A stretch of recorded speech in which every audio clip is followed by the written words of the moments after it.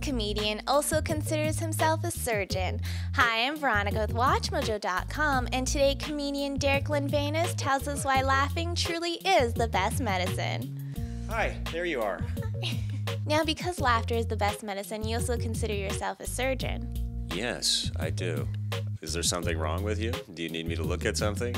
Yes. I read an article. Women can back me up. I read an article here not too long ago. 95% of all women at some point in their life have faked an orgasm. Now, here's my response to that. Who are these women? And how do I get them to talk to my wife? You know? Now, from all the comedy I've watched, there doesn't really seem to be a theme which many comedians have. What's the writing process like? My strongest routines are actual stories I tell about my father, my wife. My wife's refusal to fake an orgasm has forced me to fake not having an orgasm. Do you know how hard that is? I'm sorry, honey, it's just not working tonight. I'm working tonight.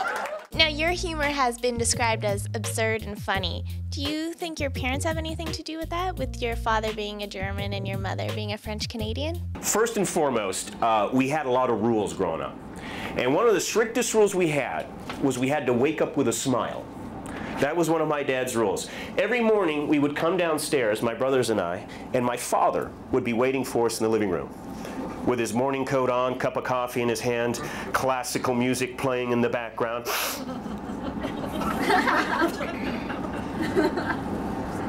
Derek!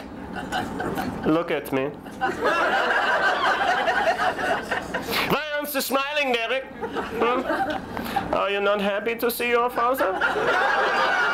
Yeah, that's an absurd relationship. A German and French, it was kind of crazy. On the one hand, we had the ultra seriousness of my father mixed with the sort of laissez-faire attitude of my mother. Often, because with my father, failure was not an option. Often, he would say that to me, Derek, you can't fail, you have to do well. And my mother, on the other hand, was the complete opposite. She'd be like, Derek, if at first you don't succeed, don't tell your father. I remember once I was watching Sesame Street with my dad, and at some point I turned to him and I said, Dad, how come Big Bird can't fly? And my dad just looked at me and he said, well, that is because that is not a bird, Derek. That is a tired old man inside a bird costume.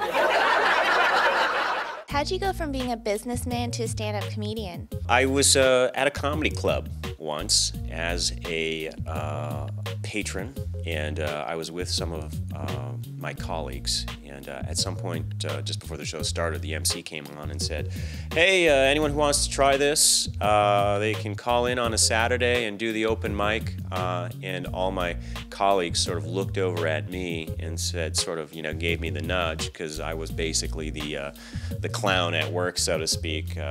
One of my favorite routines is I would sometimes jump up on a cubicle and do imitations of Kermit the Frog.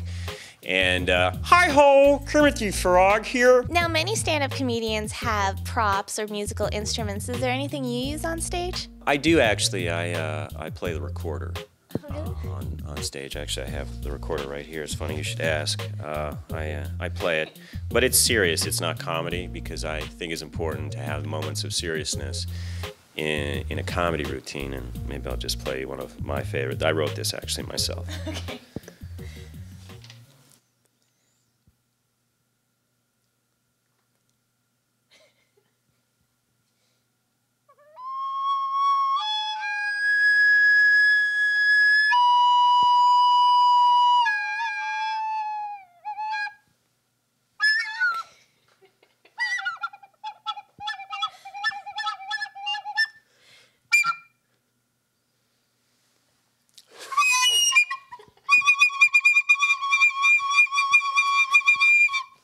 And that is why I didn't become a musician. That's really good. What do you call it? I call it Veronica. Aww.